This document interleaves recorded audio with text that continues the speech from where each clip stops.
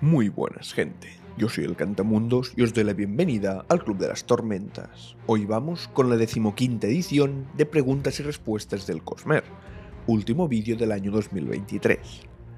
Tal y como funcionan todos los vídeos de esta serie, en lo que a spoilers refiere suelo organizar las preguntas, primero sin spoilers, luego por sagas y finalmente las que tienen spoilers de todo el Cosmer, incluyendo ya todos los proyectos secretos.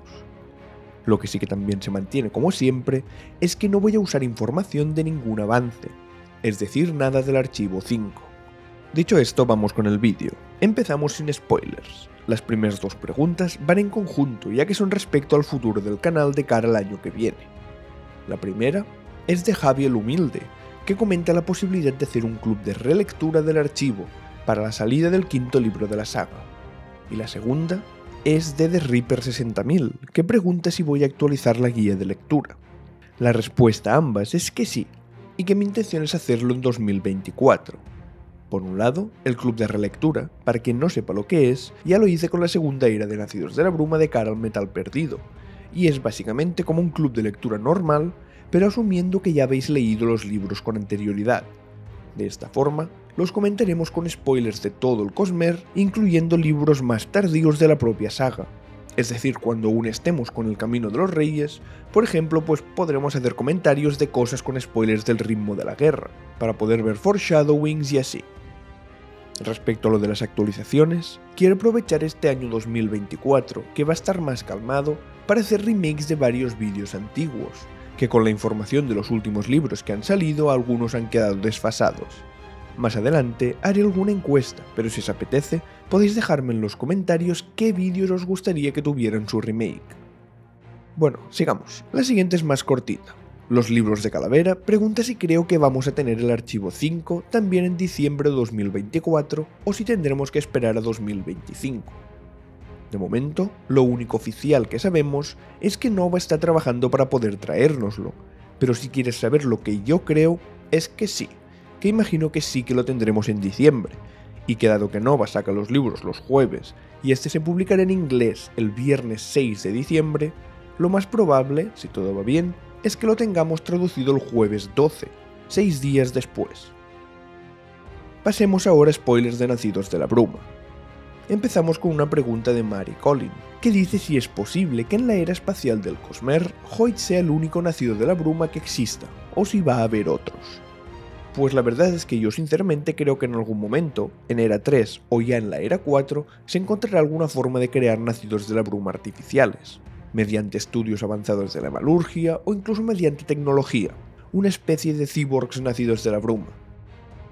Pero si te refieres a nacidos de la bruma naturales, también cabe explorar la posibilidad de que los experimentos que hizo Wax en el futuro, en era 3 o 4, se repitan mejor y sean capaces de destilar lerasium a partir del End Metal, que no es algo descartable, creando así muchos más nacidos de la bruma naturales. Que sepamos ahora mismo, los únicos que hay al final del Metal Perdido son Hoyt y Wax. Luego tenemos dos que son duda, que es Fantasma, que sí que es nacido de la bruma, pero no sabemos qué ha pasado con él, ni siquiera si aún está vivo, y Kelsier, que sí que está vivo, bueno, de aquella manera, pero que ha perdido sus poderes, aunque seguramente exista alguna forma de que los recupere. De estos cuatro, yo creo que Wax ha acabado ya su historia y no volveremos a verle, o como mucho haciendo un cameo, pero los otros tres tienen números de aparecer en un futuro como nacidos de la bruma, ya sea en la era 3 o en la era 4. Siguiente. Esta es una pregunta muy interesante, pero desgraciadamente no hay mucho sobre ella. ¿Qué pasaría si un nacido de la bruma quemara duraluminio y luego lerasium? Una opción que podríamos pensar es que sus poderes aumentarían mucho, pero eso ya lo desmintió Brandon, así que no se me ocurre qué otro efecto podría tener. Lo más probable es que no ocurra nada, es decir, que se vuelva muy nacido de la bruma, pero sigue siendo lo mismo que un nacido de la bruma normal.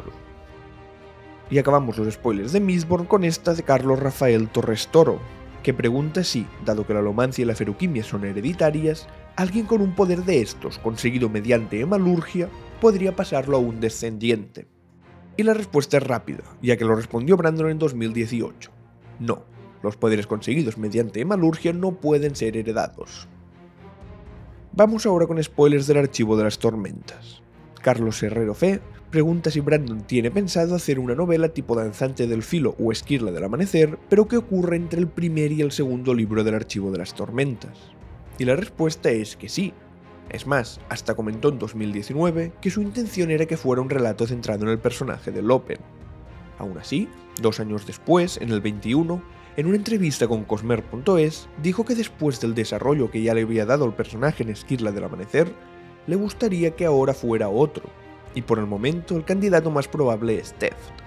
Aún así, seguramente tengamos que esperar un poco, como mínimo hasta que salga el quinto libro del archivo y el libro 4.5, el de Roca. Sigamos. Aquí Master Helios tiene 2 preguntas. La primera es sobre la fragmentación de Adonalsium y el repartimiento de las esquirlas. Como ya sabemos, a Hoyt se le ofreció ser el portador de una, y Master Helios pregunta si eso significa que lo partieron en 17 y que ahora hay una esquirla que ha quedado libre, o si hubo la posibilidad de que se partiera en 17 pero al final se partió en 16. Y a ver, de momento no sabemos del todo lo que ocurrió, pero por como nos lo han contado que lo hicieron con las esquirlas del Amanecer, fue básicamente partir a Adonalsium primero en 4 y luego cada uno de estos fragmentos en 4 otra vez, ya que había 4 esquirlas del Amanecer.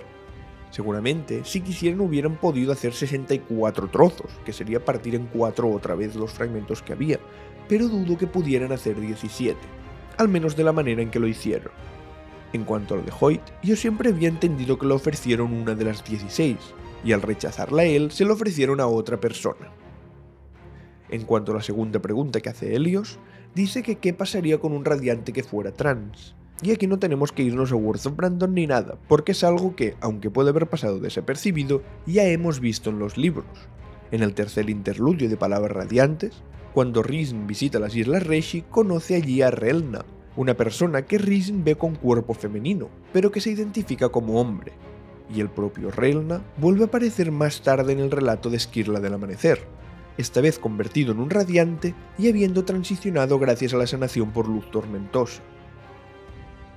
Sigamos. La siguiente es de Esteban Ríos, y pregunta por qué Seth decidió seguir a Dalinar, si creo que sus motivos son coherentes. Vale, a ver, eso tenemos que entender que no lo hace porque sí, es por el tercer ideal de la Orden de los Rompedores del Cielo, que básicamente lo que tienes que hacer es seguir una verdad superior, y no guiarte por tu propia moralidad. El hecho de que considere que la voluntad de Dalinar es esa verdad superior, seguramente esté muy relacionado con que cuando él predijo que los radiantes iban a volver, hace unos cuantos años cuando aún vivía en Shinobar, la gente de ahí lo trató de mentiroso, declarándolo sin verdad y expulsándolo de su propia tierra. Pues Dalinar representa la confirmación de esa verdad, ya que él es quien ha refundado las órdenes y el actual líder de los Caballeros Radiantes. Y bueno, supongo que el hecho de que Dalinar sea de los pocos jefes, digamos, que ha tenido y que lo han tratado como un ser humano también ayuda. Pero dicho todo esto, dejar claro que eso es lo que yo creo que son sus motivos, pero probablemente vayamos a verlo todo mucho más claro en el quinto libro, ya que la trama gira mucho alrededor de Seth. Sigamos, vamos ahora con spoilers de todo el Cosmer. Empezamos con esta sobre el final del Andris que nos hace William Galindo García. Pregunta si en el epílogo de Hoyt, ese ser con el que aparece hablando es un Skeis, y también a quién se refiere cuando menciona al dios desconocido. De lo primero, sí, está confirmado que es un Skeis, y de lo segundo, se refiere al dios del más allá, para que veamos que incluso es algo desconocido para Hoyt. No tendría mucho sentido que fuera Adonalsium, ya que él es de las pocas personas vivas en el Cosmer que llegó a conocerlo. Siguiente. Ben Patata pregunta si el Celion que vemos en el Hombre Iluminado es el mismo Celion que se reveló con las miniaturas del Archivo de las Tormentas, y la verdad es que sí, tan solo hace falta mirar las imágenes. Esta primera es la del personaje que se reveló con el Kickstarter de las miniaturas, y esta segunda es del Hombre Iluminado. Claramente son el mismo.